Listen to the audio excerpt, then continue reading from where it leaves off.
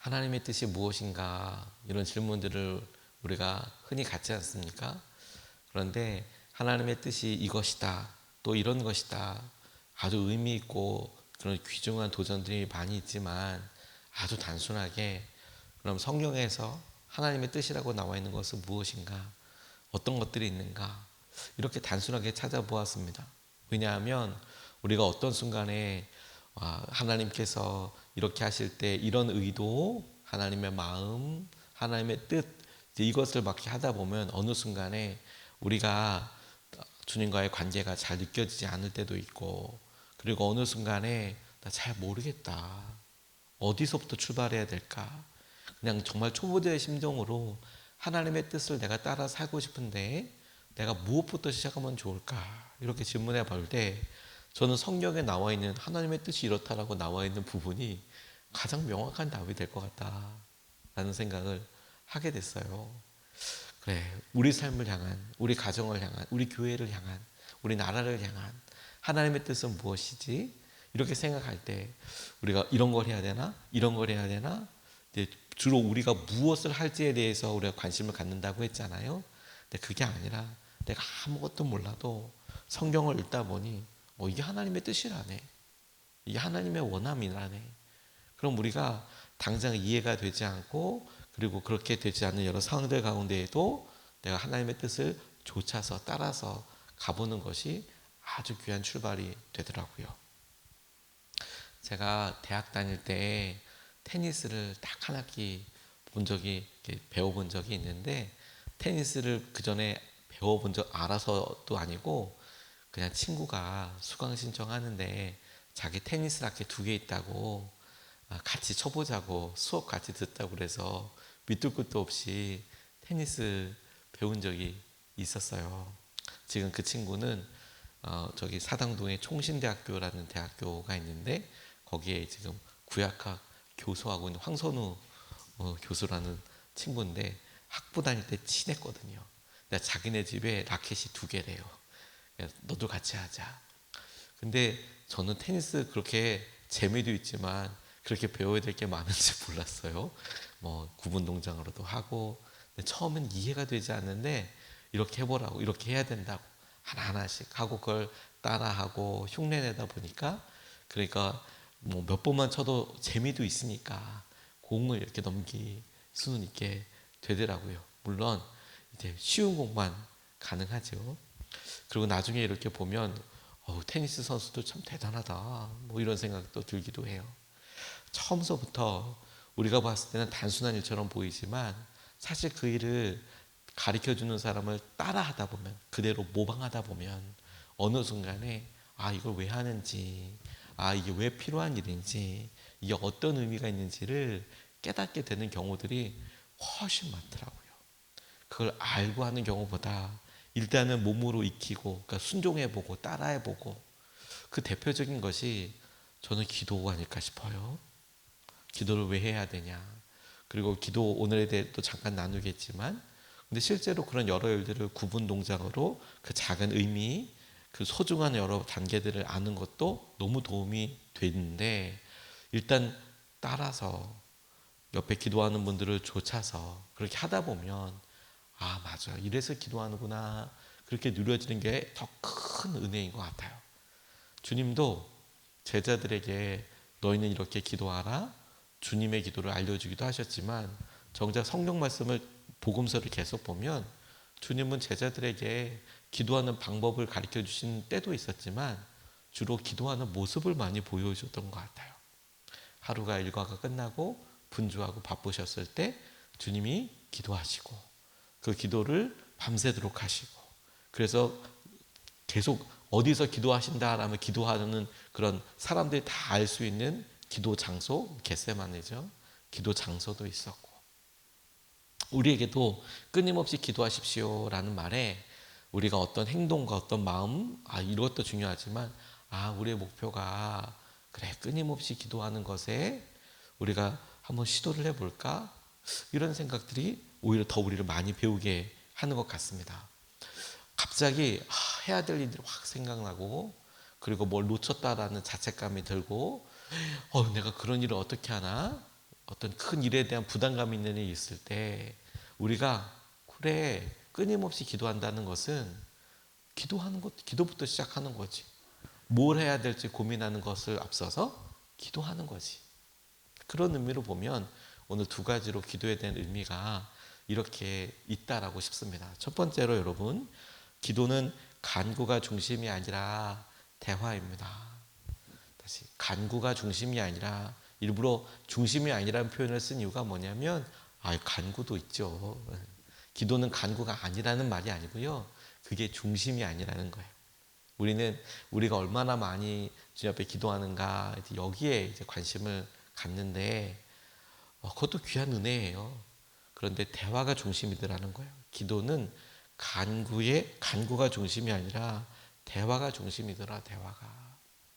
사무엘하 2장 1절 말씀을 보면 이런 일이 일어난 뒤에 다윗이 주님께 제가 유다에 있는 성읍으로 올라가도 됩니까? 하고 여쭈었다.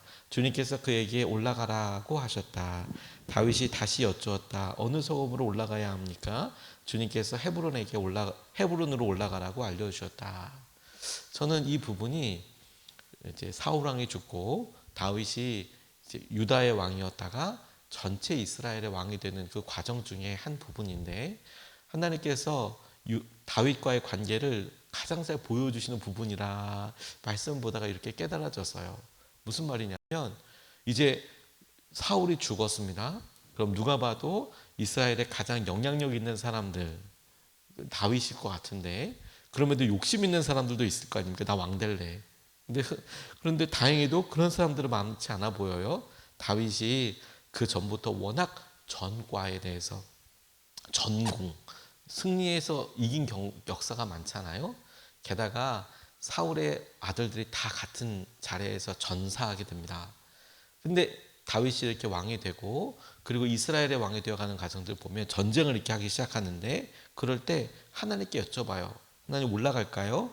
유다가 있는 성읍으로 올라가도 될까요? 그렇게 하라고. 그러면 어느 성읍으로 올라갈까요? 주님께서 헤브론이라고. 기도의 본질적인 중심을 저는 딱 보았을 때 다윗이 그 광야 생활을 하면서 고생을 많이 했잖아요. 도망도 많이 다니고 그렇게 고생을 했을 때 아직 왕으로서 완전히 성공하기 전, 하지만 다윗에게 있어서는 그 전까지가 전부 다 고난의 시기라고 생각해 보면 아직 왕은 아닌 바로 이때가 하나님과의 관계에 있어서 그 깊이와 믿음의 어떤 순수함이 가장 피크일 때라는 생각이 들었어요. 또 왕이 되면 그러면 이때 역할도 있고 돕는 사람들도 많잖아요. 근데 아직은 왕이 아니에요. 그래서 하나님께서 살려주시고 이런 일들이 너무 많아. 그런데 그의 마음속에 이런 생생한 감동으로 그가 하는 행동을 딱 보니 그가 주님께 여쭤봐요. 어떻게 하면 좋을지. 그런데 그게 하나님 헤브론을 주십시오. 하나님 내가 왕이 되게 해주십시오. 자기의 원함과 소원을 분명히 그렇게 구할 수도 있지 않습니까? 간구할 수도 있지 않습니까? 근데 이 상황에 그는 하나님의 뜻을 여쭤봐요. 대화를 하려고 해요. 그럼 어떻게 할까요? 하나님께서 그에게 알려주세요. 하나님께서 그에게 어떻게 어딜 가라고 알려주세요. 그렇구나. 어떤 다윗에 있어서 어떤 삶에 있어서 가장 놀라운 은혜의 그 피크라고 할 수 있는 가장 윗부분을 보니 왕이 됐을 때도 아니고 막 광야에서 그런 연단을 받고 난 이후에 그가 보니 그는 실제로 어떤 일인지 다 묻고 순종하는 사람이 되어 있더라는 거예요. 이때 묻고 듣다 이걸 대화하는 거잖아요. 저는 그런 의미에서 이 본문이 참 중요하다는 생각을 하게 됐습니다. 대화의 목적은 친밀함이죠. 그리고 나와 대화하시는 하나님의 뜻을 좇아서 가겠다라는 의미 아니겠습니까? 하나님의 뜻을 알아듣는 거죠. 알아듣는 거. 하나님 이거 원하시는구나. 하나님이 이거 원하시는구나 라는 것을 알기 위한 가장 기초적이고 가장 필수적인 방법이 뭐냐면 모르겠으면 물어봐야죠. 뭐 어떻게 할까요? 뭐 어떻게 할까요? 이게 다윗에게서 보인다고요. 그러니까 여러분 우리는 내가 얼마나 간구하는가 이렇게 시작할 수는 있지만 그렇게 진행되면서 어느 순간에 내가 그래 간구하는 데 있어서 힘이 떨어져. 너무 오래됐어. 응답이 지연되는 것 같아. 이건 순전히 우리가 간구하는 내용, 우리의 열심 다 우리 자신이잖아요. 그게 아니라 주님과의 관계라고 생각한다면 아마 이 부분이 더 중요하게 느껴지게 될 거예요. 다시 간구가 중요하지 않다는 게 아니라 주님과의 대화라는 것을 포커스로 본다면 우리가 길게 끊임없이 기도하기 위해서 제일 중요한 것은 기다리는 거예요. 시편 5장 3절 말씀을 보면 주님 새벽에 들리는 나의 기도를 들어주십시오. 새벽에 내가 주님께 나의 사정을 아뢰고 주님의 뜻을 기다리겠습니다. 전 이 말이 너무 좋더라고요. 우리 새벽 예배도 많이 하고 그러는데 기다립니다. 주님 제가 주님 앞에 구하고 기다립니다. 다윗이 구하고 기다리는 것처럼 우리는 기도가 이제 우리의 간구서부터 시작된다고 생각하지만 먼저 주님의 뜻을 이렇게 기다리죠. 말하고 기다리는 것, 그 중심이 대화라고 생각해 보면 간구가 먼저냐 기도가 먼저냐 보다 그 내용의 의미적인 중심이 기다리는 것에 있다라는 것이 보여요. 어떻게 보면 여러분 우리가 이렇게 주님 앞에 많은 것들을 아뢰는 시간도 너무 중요하지만 그런 아뢰는 것에 대해서 기다리는 시간이 더 우리에게 충격적이고 소중하고 놀라운 은혜일 수 있어요. 우리가 새벽에 기도하는 시간 너무 소중하고 값지죠. 근데 그렇게 기도하고 나갔을 때 우리의 기도가 응답되는 하루 종일이 사실은 기도의 시간이고 아주 소중한 시간이 되죠. 그리고 분별합니다. 의미를 묻습니다. 이게 어떤 의미인지. 이때 분별은 뭐냐면 기다리고 있는 거잖아요. 그래서 오늘 만나는 일 어떻게 될까? 그리고 맨날 똑같은 일이지만 다시 묻죠. 하나님, 이 일이 내게 어떤 의미입니까? 오늘 기도한 것에 우리가 믿음은 결부시켜서 생각하는 거라고 했잖아요. 하나님 어떤 일을 하기 원하십니까? 사무엘서 3장 10절 말씀을 보면 그런 뒤에 주님께서 다시 찾아와 곁에 서서 조금 전처럼 사무엘아 사무엘아 하고 부르셨다. 사무엘은 말씀하십시오. 주님의 종이 듣고 있습니다. 하고 대답하였다. 아, 주님께서 내게 말씀하실 때 주님 듣겠습니다. 말씀해 주십시오. 다시 묻고 다시 기다리고 우리의 삶에 듣게 되는 것과 우리가 함께 결합시키는 거잖아요. 어떤 의미입니까? 어떤 의미입니까? 세 번째, 주신 말씀에 순종해 보는 거예요. 그래야 그 다음 이어지지 않습니까? 누가복음 22장 42절에 만일 아버지의 뜻이면 내게서 이 잔을 거두어 주십시오. 그러나 내 뜻대로 되게 하지 마시고 아버지의 뜻대로 되게 하여 주십시오. 아버지의 뜻을 알게 되고 그 마음대로 순종하고 따라가게 되는 것. 그렇게 한 걸음씩만 나아가도 충분하지 않습니까? 여러분, 한 걸음씩만 봐도 한 걸음씩만 우리 나가보자는 거예요. 한 걸음씩만. 빈센트 필 목사님이 어느 의사에게 물었는데 의사로서 지금까지 가장 보람 있었던 일이 무엇입니까? 라고 물었는데 이 의사가 이렇게 대답하더랍니다. 자기의 인생을 변화시켰던 사건이 있는데 살아날 수 있는 확률이 10%밖에 안 되는 매우 허약한 어린 소녀가 있었다는 거예요. 간호사들이 수술 준비를 하는 사이에 자신은 수술대 위에 있는 소녀에게 이제 다가갔는데 그때 그 소녀가 선생님 부탁이 있습니다. 이렇게 얘기하더라는 거예요. 저는 매일 잠자리에 들기 전에 기도합니다. 지금 기도해도 괜찮겠지요? 하고 자기를 빤히 쳐다보더라는 거예요. 이제 마취에 들어가야 되니까 수술 들어가야 되니까 잠자는 것처럼 기도해도 되겠냐고. 그래서 마음이 너무나도 괴롭더래요. 이 의사는. 왜냐하면 이 수술의 생존 확률이 10%밖에 안 되니까. 그러니까 어쩌면 이 아이의 마지막 기도가 될 수도 있잖아요. 근데 그걸 또 말해줄 수는 없잖아요. 그래서 평소에 주님을 잊고 살아왔기 때문에 이 의사가 오히려 자신을 위해서 기도해달라고 소녀에게 이렇게 말했대요. 그랬더니 이 어린 여자아이가 이렇게 기도하더랍니다. 사랑이 많으신 우리의 목자 예수님, 나의 기도를 들어주세요. 오늘 밤 당신의 이 어린 양을 지켜주세요. 그리고 예수님 의사 선생님에게도 축복해 주세요. 그분은 고통스러워하고 있습니다. 이렇게 기도하더라는 거예요.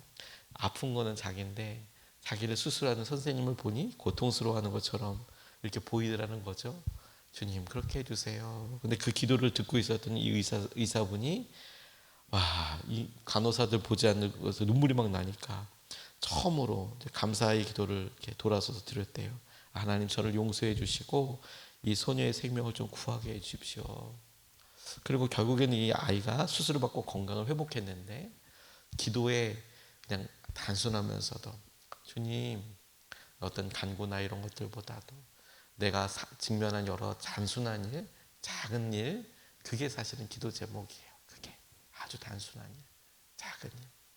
제가 이 설교 때문에 그런지 몰라도 오늘 오다가 이렇게 집을 나오자마자 버스가 갑자기 이렇게 확 들어와서 너무 놀라서, 하나님 오늘 하루 조심해야 되겠네요. 갑자기 이렇게 들어올 수도 있겠어요. 하나님 오늘 이렇게 만나고 대화하고 드는 생각들이, 어떤 생각들은 정말 우리를 쫓아서 막 이렇게 밀어내고 우리를 쫓겨내는 것처럼 막 쫓아서 막 오는 것처럼 그렇게 하기도 하지만, 우리는 주님을 쫓아서 그렇게 살게 해주십시오. 기도의 중심이 간구도 중요하지만 대화이더라. 이야기했으면 기다려라. 두 번째, 관계가 중요하더라. 관계. 기도를 통해서 하나님이 아버지이심을 누리게 되는 겁니다. 마태복음 7장 11절 말씀에 너희가 악해도 너희 자녀에게 좋은 것을 줄 줄 알거든 하물며 하늘에 계신 너희 아버지께서 구하는 사람에게 좋은 것을 주지 아니하시겠느냐. 기도는 하나님이 아버지 되시는 것을 경험하는 놀라운 축복이에요. 다시, 기도는 아버지 되시는 것에 대한 놀라운 축복입니다. 제가 연약해도 저희 딸들을 위해서 그래도 제가 아는 한 좋은 것을 주려고 그렇게 노력하잖아요. 그런데 하늘에 계신 너희 아버지께서 그렇게 했느냐. 기도하는 것은 아버지께서 우리 허락해 주세요. 그리고 여러분, 이런 기다림으로 인하여서 우리는 기도해서, 그래 내가 기도하지 못했던 것들, 기다림, 그래서 배워가는 것, 이런 것을 통해 하나님이 아버지시라는 것을 배워가게 될 거예요. 그리고 이런 여러 일들을 통해서 우리가, 그렇지, 내게 한 아버지가 계시고, 그리고 아버지를 더 친밀하게 알아가고 배워가는 그런 것들을 경험하게 될 거예요. 우리의 전체 삶보다 우리에게 약속되어 있는 영생의 시간이 훨씬 길 거거든요. 아니, 길이를 비교할 수 없죠. 그런데 그 시간 동안 우리가 가게 될 때 아버지신 하나님과의 친밀함과 마음이 기도 가운데 우리가 영원토록 하게 될 놀라운 축복이 될 거예요. 그리고 여러분, 그렇게 기도하면 마치 엘리야처럼 이런 것도 우리가 확증을 할 수 있겠다고 싶습니다. 열왕기상 18장 36절에 보면 제사를 드릴 때가 되니 엘리야 예언자가 앞으로 나서서 이렇게 기도하였다. 아브라함과 이삭과 이스라엘을 돌보신 주 하나님, 주님께서 이스라엘의 하나님이시고 나는 주님의 종이며 내가 오직 주님의 말씀대로만 이 모든 일을 하고 있다는 것을 오늘 저들에게 알게 하여 주십시오. 하나님이 나의 하나님인 걸 알게 돼요. 나의 아버지인 것을 알게 될 뿐만 아니라, 근데 이것에 대한 분명한 확증과 내가 마음에 굳은 믿음이 있으면, 그러면 여러 일들에 하나님, 내가 하나님의 뜻대로 이 일을 하고 있고 내가 하나님의 사람이라는 것을, 다시 말해서 우리가 하나님의 자녀라는 것을, 그리고 내가 하나님의 말씀대로 이 모든 일을 하고 있다는 것을, 그리고 나의 하나님이신 것을 알게 해주십시오. 기도를 통해 믿음이 성숙하고 주님을 향한 신뢰가 더욱 확고하게 될 것임을 오늘 우리의 기도를 들으실 주님을 우리가 기대하면 좋겠습니다. 듣는 마음은 영적 엘리트층만이 하는 것이 아니고요, 모든 사람의 거예요. 우리가 잔다르크 다 아시죠? 조지 버나드 쇼의 성녀 잔다르크라는 희곡을 보면 이런 얘기가 나옵니다. 프랑스 왕에게 이런 이야기를 서로 대화하면서 이야기해요. 하나님이 자기를 제쳐두고 이 시골 소녀에게 말씀하시는 것이 못마땅해서 그녀에게 이렇게 퍼부었답니다.